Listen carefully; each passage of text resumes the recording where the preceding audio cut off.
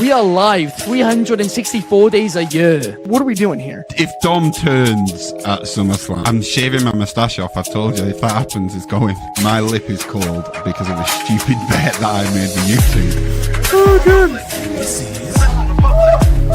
Wrestle's better than Daniel Bryan Daniels. Better than Okada. How do you not get sushi after Monday Night Raw? Good evening from Swansea, wrestling fans.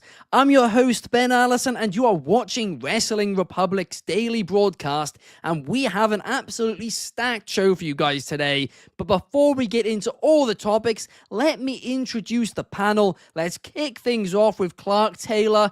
Clark, it seems since the last time we've been on the podcast together, you've suddenly become a big babyface at Wrestling Republic, and Ignacio is now the new heel. How do you feel about that? It's nice. It's nice to be liked. I've always thought that. I've never really tried to be, but I mean, it's working right now, so I'm not going to jinx it. I'm not going to change anything up. We'll see how it goes after today, though. You never know. Might say something and switch it right back. Absolutely. And after Ignacio's absolutely outrageous take about women's wrestling needing to have less time last week on the show, Shard has told me today that this Sunday, on Sunday Fun Day, he is going to be hosting a Best Women's Wrestlers tier ranking alongside Ignacio, Clark, and Angie. So make sure to check that out on Sunday. But firstly, let's deal with today. We also have Dez. How are you, Dez? I'm doing good, Ben. You know, it's actually funny that I'm here on Wednesday because I look back on my calendar and this is my 20th WR Daily, and the first ever WR Daily I did was on Wednesday. So I just thought that was a really funny coincidence. But we're back at it again. We got a fun one at the end. Wrestling all day. WWE, AEW, we're going to war. Let's get to it. Absolutely. And also, I am absolutely loving the American Dragon Bryan Danielson shirt you have on as well. Shout out to that. DB. Yeah. Hopefully we see him back sooner rather than later because, you know, WWE want him to come back there too with the yes chance and all that. But AEW is currently where he is at. But up first, we have got to talk about this WWE situation because, of course, All Elite Wrestling have had their all-out pay-per-view scheduled for almost a year now, and last minute, WWE have reportedly scheduled a main roster PLE to go head-to-head with it. Now, WWE haven't officially announced this yet, but there's multiple reports about it, and they have also critically not denied it when being asked about it as well. Now, of course, here at Wrestling Republic, we are spoiler-free, but what I will say is some big matches are being rumored for this event. This isn't an NXT show. It will be a big, big deal. And to go up against AEW so late, head-to-head, you have to think this is deliberate. It is almost certainly, right? They've been scheduling NXT events against every single AEW pay-per-view this year, and it's been a huge failure for WWE. So guess what? Now they're trying to put the main roster against it. Clark, what's your thoughts?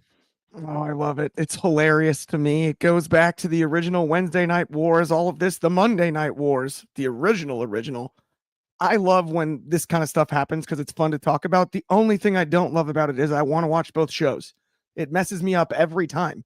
If we get the same weekend and make it a big wrestling extravaganza, I'm all over that. Then you can compare the head-to-head numbers. But putting them on top of each other, it is a little bit self-sabotage when it comes to the entire industry. So I understand being frustrated by that, but a weekend full of great wrestling I'm never going to fully complain about. So at the same time, it is what it is. And I like the competition. I like that they obviously are aware of each other, whether they're sending veiled shots on the microphone or veiled shots with booking dates. Both companies are very obviously in competition in some regard, whether it be petty competition or not. I mean, I completely do agree with you there, Clark. And the one thing which I really can't get my head around, though, is why, from WWE's perspective, this is good business. I mean, AEW pay-per-views tend to get around 70 to 90,000 buys, right? I reckon maybe 10 to 15,000 of those fans will watch the WWE event instead. So yes, you are harming AEW, but at the same time, I reckon they're going to lose more fans than that to watch the AEW show, because I do think the AEW paying fan base is more loyal than the WWE streaming one. So I actually think this is going to hurt them more than it hurts AEW. In fact, if I was Netflix, if I was Peacock, if I was whoever has the tape library in whatever country, I would be fuming at WWE right now, because you're basically sabotaging them. They gave you the money expecting you'd bring in PLE numbers, and now you're just going into a random rivalry with another promotion when it's not really going to benefit anything. Yeah, it's one of those things too where you just would hope that WWE is sitting there like, no, we're not even paying attention. We just happened to pick that date. It's a coincidence. That's what I would hope is not the case. It's not. Yeah, it's not. Like, they'll claim that it's not. That would just be, but that's what I mean. It's like someone might claim that if asked about it. I'm like, please don't allow that to happen, because it probably will. Like, that's coming next. That's going to be the next headline. Like, so-and-so claims that they weren't even paying attention. Right? No, we know what it is. Admit it and do something about it. I that part of it is intriguing. It's entertaining to me. It's part of the business. So yeah, it is a competitive business, and I don't have an issue with it in that regard. Is it petty? Yes, multiple things can be true at once. So it's like, yeah, but here's the thing. It's petty, but it's stupid business. It would be good business if it was actually going to hurt AEW and almost put them out of business, but AEW is miles away from WWE. It's not like they're catching up at a rapid speed or anything like that. They are miles away, and quite frankly, AEW are creating multiple young stars who will probably jump to WWE and become high earners there too. I really think this is like the dumbest move of the TKO era so far. It's really silly. It is, especially even compared to what we saw All In weekend. The irony of that was part of an epic failure for WWE. Right. That's what I mean. For you to say it's the worst decision yet, I'm like, remember, that one was not that long ago. It's like, it's kind of wild. They just topped it right away. But I'm in agreement, Ben. I think you're spot on. Ignacio, the new main heel at Wrestling Republic, says they just signed a multi-billion-dollar contract with ESPN. Call it petty or not risking a little bit of money, but it shows how garbage AEW will be, how embarrassing it is, and how low rent is worth it. I mean, I'm going to be honest, AEW pay-per-views have been knocking WWE's out of the water for the last year and a half. And like I said, I tend to prefer the WWE product to the AEW product. I'm more of an entertainment guy over a pure wrestling guy. And even I can say that very comfortably. I'm in agreement there, man, 100%. It's... You know me, I'm kind of closer to the middle on that one, because I really enjoy AEW. I like the idea of a challenger brand. I like rooting for underdogs. Yeah. So at the same time, I don't even love necessarily comparing the two. They don't have to be the same. They're just in the same space, right? Yeah. It's like you can like both Coke and Pepsi. Most people don't, though. Yeah, and I'd honestly say they're more different. AEW and WWE are more different than Coke and Pepsi are, because they taste similar. I think they're both wrestling companies, but they're two pretty different genres. Ignacio's just taking cheap shots in the comments. I'm not even going to read that out. Fernando says WWE comes off super petty here. Abdu says WWE is just pathetic. A lot of fans aren't liking this. Right. And I think it is a huge mistake. But Des, more importantly, what do you think about this? So there's three things I want to bring up. The first thing is, I feel like WWE is putting, if this was rumored to happen, they're putting the main roster against... Oh, sorry. I thought you were going to spoil a match there. No. I said rumored, mean like I don't know if this is going to happen. Sorry. I thought you were going in a different direction. No. It's okay. I'm not. Trust me. We are spoiler free at Wrestling Republic. I got you. Don't worry. What I was going to say is, I think WWE is really upset about the fact that All In went longer than expected. So knowing how petty WWE has been with AEW, this is kind of WWE saying, all right, Tony Khan, you want to run Hangman and Jon Moxley during Saturday Night Main Event? Okay, cool. We're going to have so-and-so be the biggest star of the night, and we're going to face you at All Out. And then also, I don't know if this is going to be the rumored pay-per-view or not, but just because of the same time last year, let's say they run Bad Blood, right? I think it actually makes a lot of sense for them to do that because there's a lot of feuds in WWE that could use that. You know what I mean? But I'm not exactly sure if that's what they're going to do because nothing's been confirmed yet. And then I agree with you, Clark. I really like the idea of having two challenger brands against each other. It just seems like WWE knows how good AEW's pay-per-views have been this year, that they ultimately just want to put them out of business as fast as they can. And I agree with Ben because you got to focus on your own product. Why are you caring about a product that is, I mean, I like AEW a lot, but let's be honest, right? WWE is miles better in terms of his impact and whatnot and entertainment. So why is WWE focusing so much on AEW? AEW has like this little, it has its loyal fans, it has that fan base, and they're having a great time. They're not worried about what's going on in WWE. They're focused on what they have. Even if it's 10,000, even if it's 5,000 people, it doesn't matter. They're not going to get out of the park every single time, and they're not forcing anything. So, again, competition's great, but I just don't know if this is the right move for WWE. I completely agree with you. And you mentioned it too, of course, Saturday night's main event, they put it against it. And again, that was WWE's decision. That wasn't an AEW call to go head to head with them. WWE tried to take them down there. It was an epic failure for WWE across all metrics that we are aware of. It was down. Did it maybe hurt AEW a little bit too? Sure, very possible. But it hurt WWE significantly. And I think this will be yet another mistake and a mistake that doesn't make sense. DCX Warlord TKO only cares about the money, not the fans or the talent. Fernando says dividing the wrestling audience and cutting your earnings makes no sense by WWE. Definitely don't cut your earrings. That could be dangerous. That'd be dangerous. Don't do that. I hope neither company cuts their earrings. Don't give Darby Allin any ideas. You know he would do something like that. Imagine just a bunch of lobeless wrestlers running around. Yeah. Randy Orton gets his screwdriver out again, like in the Hell in a Cell match that. against Jeff Hardy. Oh. The gnarliest one was Sami Zayn in the Intercontinental title triple threat with Jeff and AJ Styles. That's an underrated pandemic match. Handcuffing Jeff Hardy to the ladder through his plug. Oh, I forgot about that. That was brutal. Yeah. That was one of the best Sami Zayn spots I've ever seen. Was that 2021? That happened, or it would have been. It was Thunderdome era. I know for a fact. 2020. Okay, yeah. That's why I don't remember. 2020 and 2021. That was kind of like hit or miss with WWE. That was heel Sammy too. That was heel Sammy winning right, in a ladder match against two of the best ladder match stars of all time.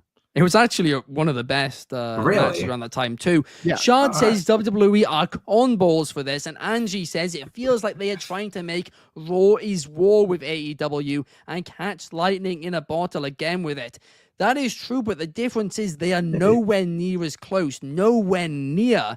And also, I don't really think that can be duplicated again. And I don't think the audiences, when stuff is on demand a lot more nowadays, like used to be able to DVR it and stuff. But even still, I don't think you can recapture that with streaming. Yeah, I agree with that. I think it's interesting with streaming because, again, time slots go away. So I think that's a very good point. I think you can recapture, though, the intensity of the rivalry. I don't think that's out of the question, right? And I think there's a difference there. I think you can recapture the intensity of the rivalry. You'll never recapture the, wait a minute, both of the companies are on Monday at 8 o'clock. Yeah. That's the same time. Right? That's the same time. It's crazy.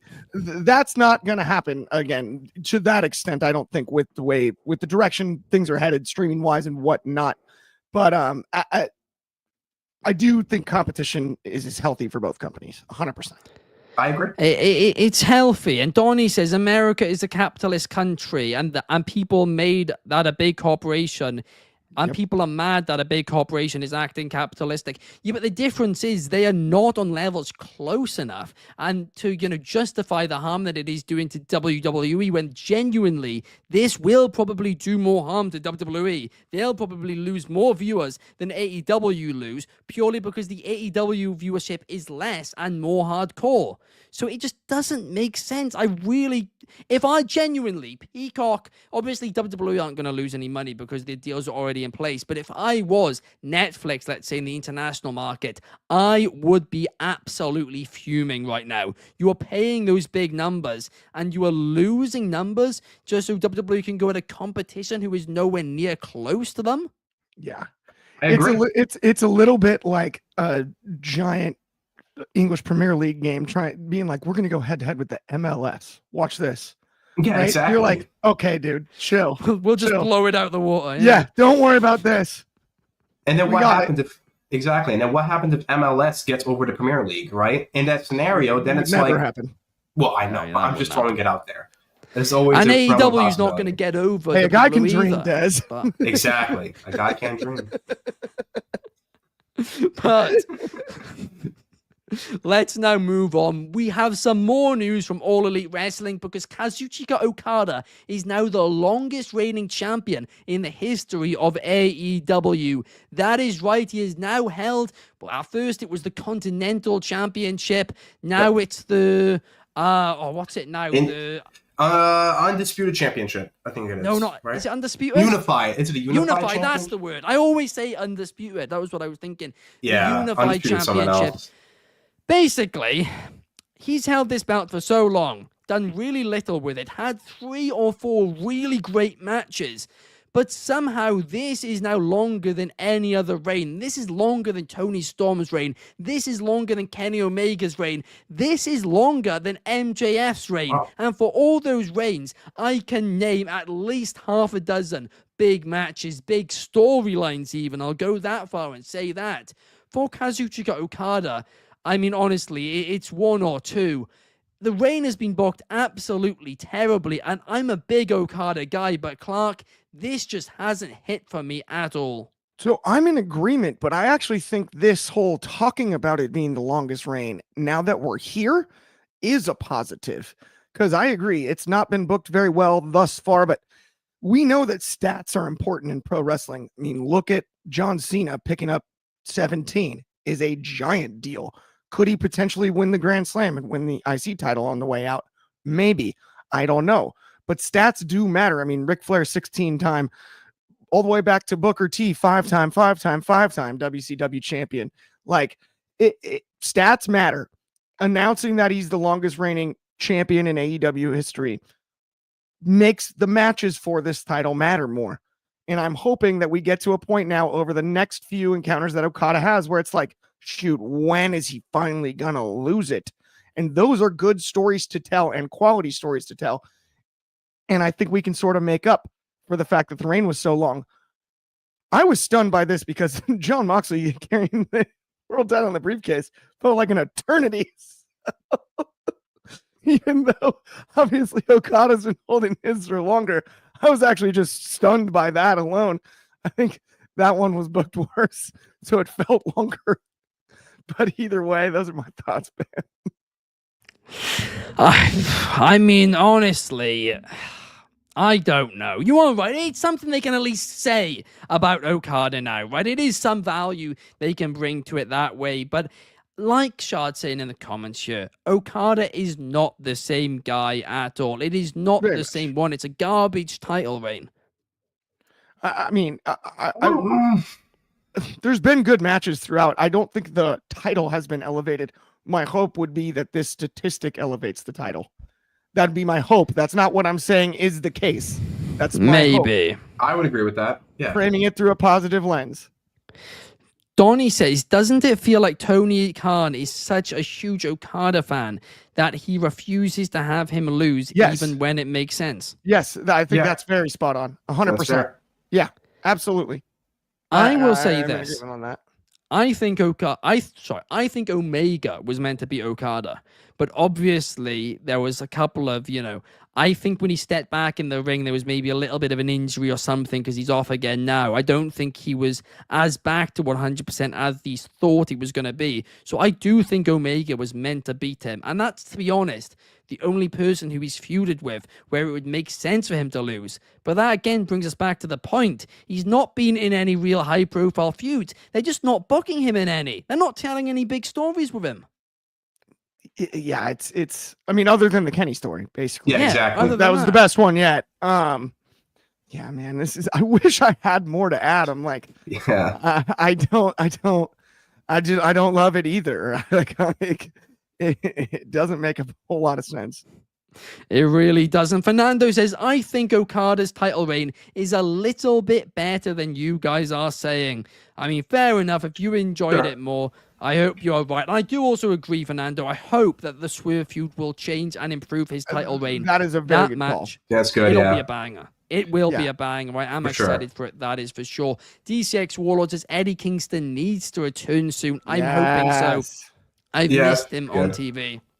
I will say, if they want to make this championship as important, make the TNT championship the third most important, right? Really elevate this championship up, because the way I look at this title reign is it's great matches, right? You had Buddy Matthews, you had Ospreay, right? You had Pac at one point, you had Omega, and they're great, but it's like they do this whole Continental Classic, and I love the Continental Classic. I've been saying that forever. It's just when you win it, it's just kind of like, okay, I'm the Continental Champion. Now I got to wait all the way till December until it's important again.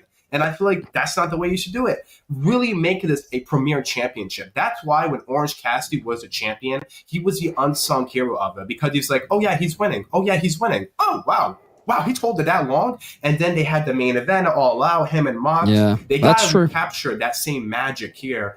Hopefully, with this statistic they have now, and the Swerve against the feud with Swerve Strickland at Forbidden Door, they got to make this feel important, because it's 3 championships in one. Like, you can't put that much stock in a championship that's just going to be shoved away. You just can't do it. I absolutely do agree with you there. You are not wrong. DCX says enough time has passed. Kingston had a better Continental Championship reign than Okada. And I mean, what? It was like 1/6 of this title reign length. I mean, they got rid of the title. Yeah, I don't know about that Thing. one. Like it's a whole new belt. No, the lineages still count. I mean, the lineage all counts. within I it. get it. Count the basket. Tony Right. Khan made that one clear. But up next, guys, I need to ask you guys to subscribe to Wrestling Republic Undercard.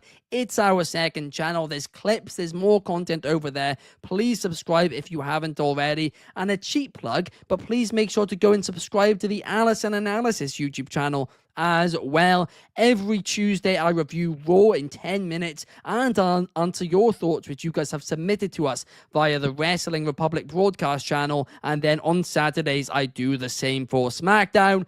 But up next, let's talk about Karrion Kross. We've talked a whole lot about Karrion Kross over the last couple of weeks. Is he leaving? Is he staying? Well, he now has left, as we found out on Monday.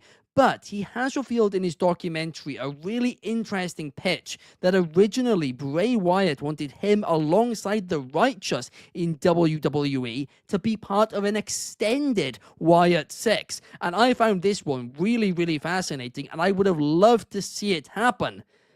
But there is something which is quite interesting here, and that is that currently the Righteous are now free agents as well. They have left AEW, they have left Ring of Honor, they are available to sign. Now, I don't think this is a work, but even if it isn't, could they turn it into one and bring Karrion Kross back alongside the Righteous and do the storyline which Bray Wyatt envisioned? After all, I forgot the guy's name, but Bray Wyatt's writer is still there in WWE. He would have known what the plan was. He would have made those plans alongside Bray Wyatt. Des, I'd love to get your thoughts. I will say the idea and the pitch is very interesting, because it's something we've never seen before. And with the new partnership with WWE buying AAA and TNA being a partnership, this could potentially happen. My problem with this is I just don't see it, to be honest with you. If the Righteous is going to go anywhere, I feel like it'll probably be TNA. And even then, how many times is Karrion Kross going to be in the stable? It just seems like every time we get this guy, he's in a stable with somebody. And then they just go through the same process where the stable is like, okay, they do a sneak attack, and then they do these promos, they do these vignettes, and then they lose. And they're never taken serious again. Like, I just don't know how many times you can keep doing the same thing over and over again. Is the idea appealing? Of course it is, because it's never been done before, and it would be a great idea to showcase and, how can I say, a bit more of respect to Bray Wyatt, because he's the one that came up with the idea. So for WWE and TNA to go that route, I think it'd be really cool if they did that.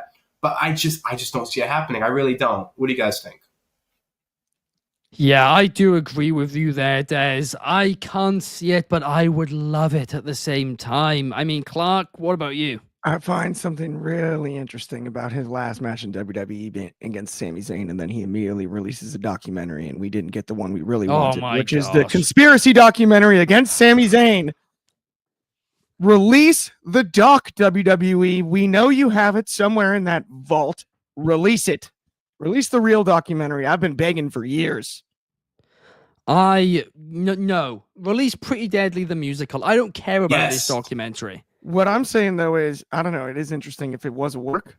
This whole thing is a work, which I don't think it is at this stage. But if it was, the documentary for documentary thing would have been hilarious if you could have played on that somehow as a callback. I don't know. There's something there. There's steam there somewhere. Somewhere. Perhaps say in the comments says, I wouldn't trust WWE to write that storyline due to the fact they messed up John Cena's heel turn. I mean, you're not wrong there, are you? But I reckon they could do it if they put the right thought into it. Donnie says, I told Clark my booking plan for Carrion. He shows up in TNA, maybe with the Righteous, but still under WWE contract and constantly buries them. He targets Trick as a backdoor return to WWE. I would love that. That would be brilliant. The Johnny issue and I had is a real fascinating conversation about that. He's right. It's a great idea the way he laid out the booking. Sorry, I didn't mean to cut you off there. No, but I agree. It's a great idea. But the issue is he's currently on podcasts still just talking about how much he loves WWE. I mean, he's like half complaining about his contract offer. Next sentence, begging for his job back, saying he loves them. So that's why I really don't think it's a work at this point, because they're going so hard into him basically trying to get his job back. I just don't buy it. Say he says that would be a good idea, but it would be relegated to NXT, but it would bring some more eyes to NXT, so I wouldn't have a problem with that. That's fair. Plus, establish Trick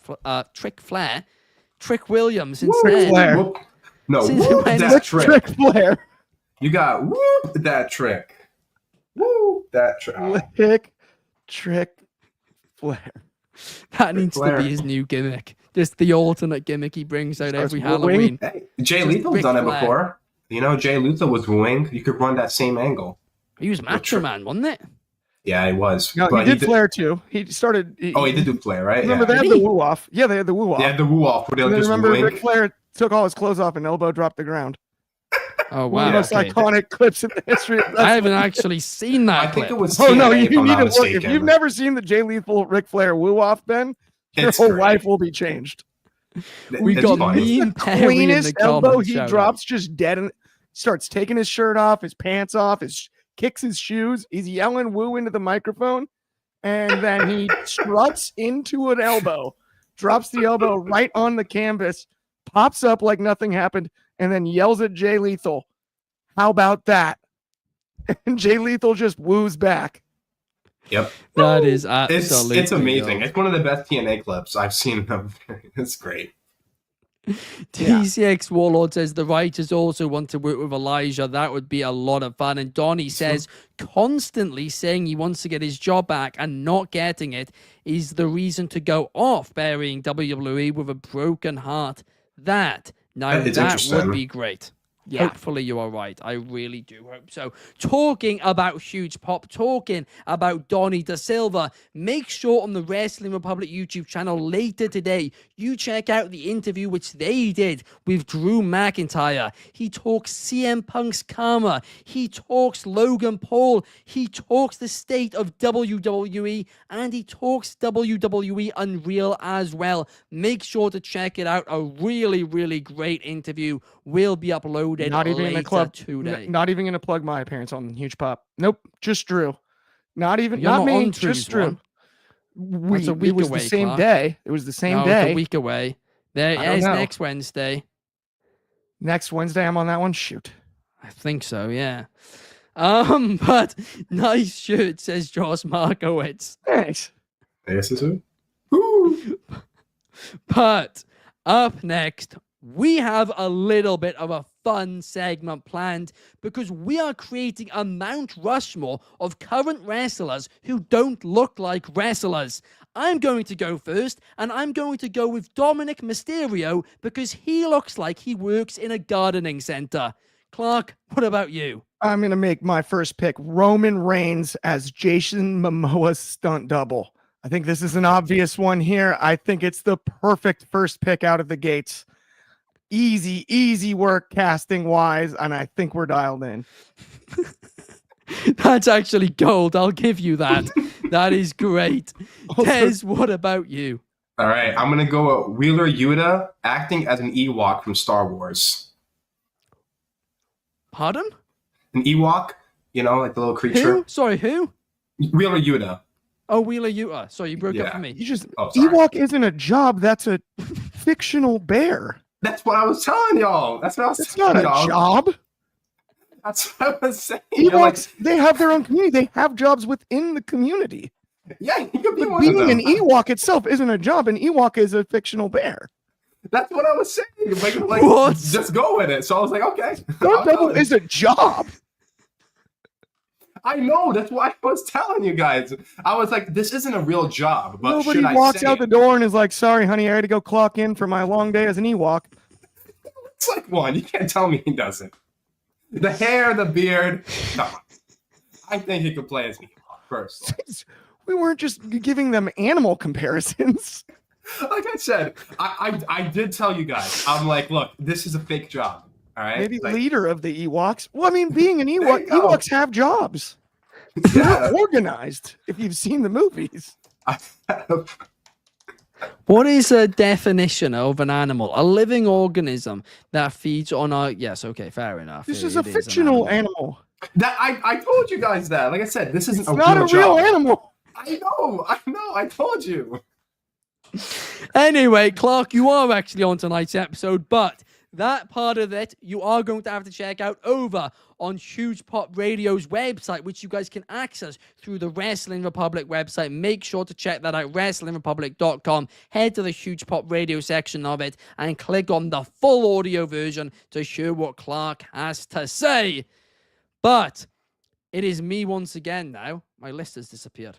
Oh no. Here it is. Up next. No, I'm not. It's not me again. It's a snake draft. What am I doing? Des, back to you.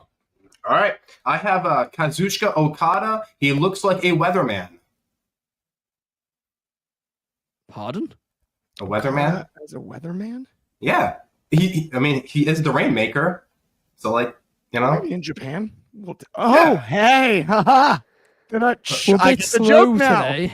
That was a The little rain- bit jokeception there, but I Yeah, do see- get it.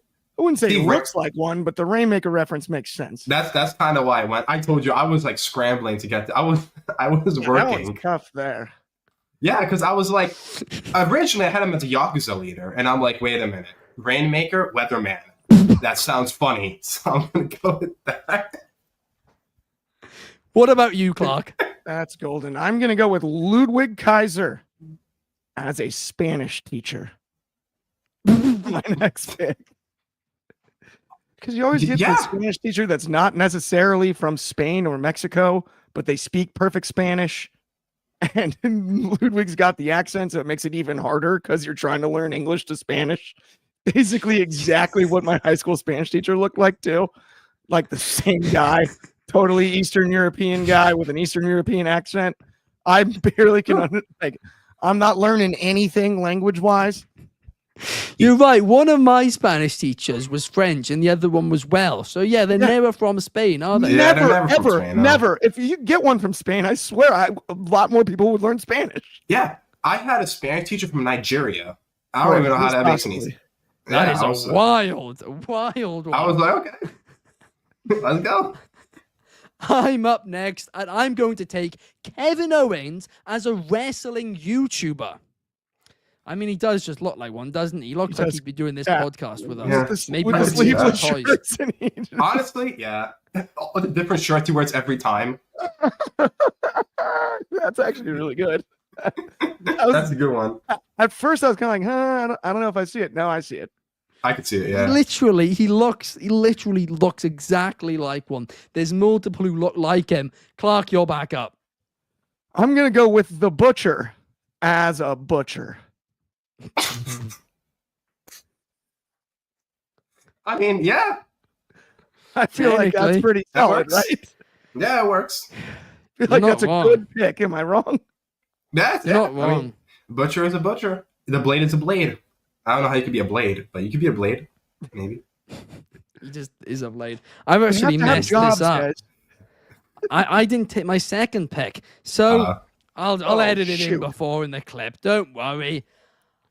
I'm going to take Zack Sabre Jr. as a maths teacher. I love Zack Sabre Jr., but he looks literally just like he's teaching maths to like You know high what? school kids or something. Looks like a complete nerd. That's a good one. That's a a really good one. good one. I like that. He could teach technical math because he's a technical wrestler. I don't know Yeah. if that's a thing, I don't but know what technical math is. I don't know but- either. Exactly. I'm just I- spitballing. You said it with such confidence, Des. I completely bought it was a thing. Yeah. I don't even I was know like, what oh, not it must be technical some math Yeah, is. American. of course. I know technical math. Of course. But Des, you're up next. All right. I have Claudio Castagnoli as a stunt double for Jason Statham. I feel like that could work. Oh, that's actually a really good one. He's also See? going stunt double. Yes. Yep. There you go. That's fair. See? That's Him fair. and Roman Reigns. They could be stunt doubles. That's fair. Perfect. I'll give him that one. I mean, it works. I actually, good. that's actually like a legit one. That was one I actually put thought in. I'm like, you know what? I could see him being in a shark movie, just like Jason Statham. I could see it. But there's quite a few comments. We'll read them out once we get done the list. Don't worry. But Des, you're back up again. All right. This one I've always thought of for a while. I have Eddie Kingston, who looks like a mechanic. Yeah. Fair I've point. always bad. thought that for Does. the longest time. Yeah. That's what I've always thought. No arguments there, but bang on the money pretty much. Clark, what is your final pick? I've never been more excited. I got my pick. I am taking Cody Rhodes as a shady politician. No brainer. Easy work right there. Absolutely. Cody Rhodes, shady politician for my final pick to round it out. I'm so excited about my squad. I knew you were going to say that. I was waiting for it. I'm like, what is Clark going to say for Cody Rhodes today? At first, I was thinking like a legal politician. I was thinking like a cheerleader or something. The Shady politician. He's a shady Shady glad-handing political monster. There you go. Oh, and last but not least, I'll take Chris Jericho, who does crypto but is actually just unemployed. Yeah, that's what I'll leave that one at. Crypto, bro. Damn. Hey, Poor that is it's more of a Y2J. job than an Ewok. That's true. But, hey, look.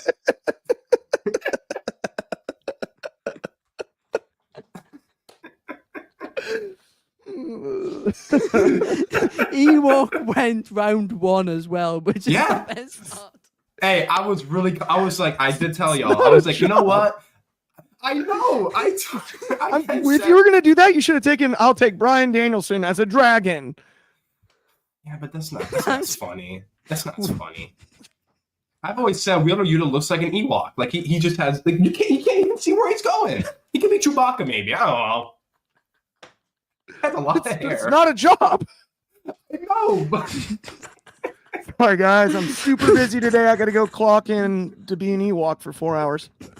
I mean, yeah, man. They're only Maybe paying at me minimum wage. Disneyland. Maybe See, he they could work for have Disneyland. Ewoks at Disney. There you go. He And could. Wheeler Yuta just doesn't dress up. He just shows up. I'm just glad you said Ewok and not Wookiee. Ewok was the first. Wookiee makes sense actually, but I just thought of an Ewok. If you were gonna go Wookiee, then that would have to be like a hairier person. Yeah, that's what I mean. Like, Not- there's only hair in his face. Yeah. There's another Jericho comment by Donnie. I'm not reading that one out. goodness. But Sorry. Donnie De Silva says a shady mechanic. There you go. About Eddie Kingston. Fair enough. Will Ospreay is Doctor Who, says DCX. Okay. No, that's Zack Sabre Jr. Zack Sabre Jr. is Doctor Who. Doctor Who's a actually. good one. JT Mateo as a professional bowler is hilarious. Yeah, I saw that. I could actually That's a see so it. So spot on. I All I can could think is see it. Kingpin. damn, the comments were, you guys were quick, man. I was struggling. I was at work working my other job, shopping for like some person named like Mrs. Smith. And I was like, okay, what does Darby Allin look like while I'm doing my shop? Definitely not an Ewok. TCX Warlord says Josh Alexander, hockey coach Darby Allin, rockstar. Yeah. Tony Storm, Golden Eva actress. I don't know if we can count that because That's that what is I her mean, gimmick. that's her The only gimmick, thing I yeah. regret is I was so gonna go Butcher as a butcher and then Dr. Britt Baker as a dentist just to be the worst person ever. Yeah, that works. Like, let's take Doesn't her look old like a real life dentist job. though, does she? No, but she is one, so that would be the She argument. also doesn't Alright. look like one though. Had I She doesn't gone look that like route. a wrestler nor Yeah. a dentist. True. That's a Oh, double Johnny, whammy. I know Josh. He'd much rather be a basketball coach. LOL. That's hilarious. I will Well, say basketball. this. No, it makes sense. I'll say this because I had it on the list. I had Omos as a figure skater. I feel like he'd be a great figure skater. What? I know he's very tall. He would crack the ice. Have you ever been ice skating? Dude, I feel like Omos doing a split. Come on. I could see it. I could see the vision. It's unbelievable. That's the most absurd one I've heard yet. Tozawa as a figure skater, maybe. Omos, though, man. Oh, I had him as a No. singer, too. Opera singer. You I need had the Omos for a lot of size, these. dude. Maxine Dupree, I think, is the only one who might be all right at figure skating based on like the locks of hurt people. Yeah, that's No fair. way, Omos he cannot. Omos balance could on do it. skates. No, he I- can't. He looks less like a wrestler than flipping Kevin Owens looks like a wrestler. Omos This is so I think he's dumb. talking about the Rockefeller tree, but either way, the Christmas tree. Oh, man. I also had a Sheamus as a bartender. That was another one I had, too. Oh, that's a good one. I mean, yeah, fair point on that. On that note, guys, does bring us to the end of the show. Thank you, Clark. Thank you, Des, and thank you most importantly Thank you. to everybody watching at home and in the comments. You can bet we will be back same time, same place tomorrow to talk a little bit of AEW Dynamite. I, for once, am going to be on a Dynamite review. See you guys tomorrow. Oh, wait a second. Ant University, Chelsea, Yeah. White House, Press That's Secretary. golden. That's That's gold. going.